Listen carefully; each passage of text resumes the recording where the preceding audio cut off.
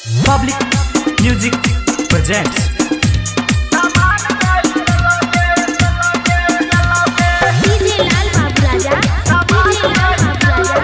Mix by Ipin Divana। छोरी के छोरी तो हर छटकी बहिनिया,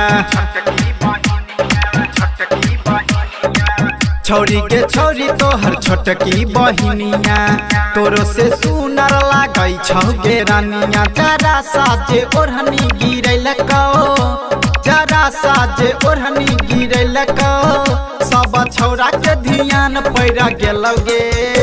सामान डोल गेलौ गे, सामान डोल गेलौ गे। छोरी के छोरी तो हर छोटकी बहिनिया, तोरो से सुनर लागई छौ गे रानिया। जरा साजे ओढ़नी गिरैल को, जरा साजे ओढ़नी गिरैल को, सब छौरा के ध्यान पैरा गेलौ गे। सामान डोल गेलौ गे, सामान डोल गेलौ गे।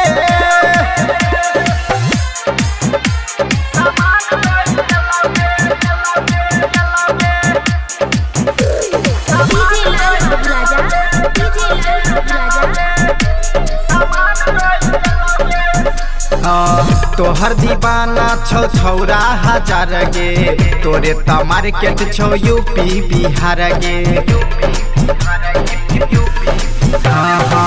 तोहर दीवाना छौ छौरा हजार गे, तोरे त मार्केट छौ यूपी बिहार गे। चलै छै करै छौ कमर गैला चल च, देखिए के तोरा मन करैया कछ मछ।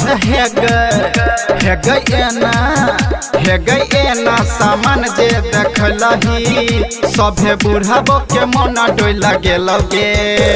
सामान डोल गेलौ गे, सामान डोल गेलौ गे।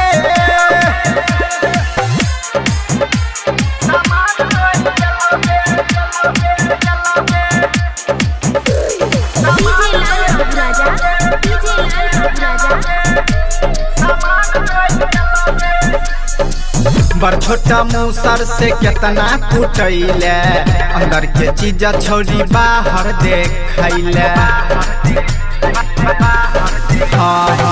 बड़ छोटा मूसर से केतना कुटैले, अंदर के चीज छोड़ी बाहर देखैले। राइटर गोविंद के मनले नहीं बात गए, धर्मेंद्र संगे घूमै छ पूरा रात गए। पवन हे गए पवन, हे गए पवन के संगे तू जाई छी, मोनू माइकल के ध्यान पैरा गेलौ गे।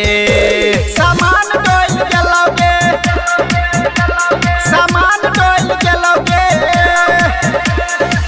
छोरी के छोरी तो हर छोटकी बहिनिया,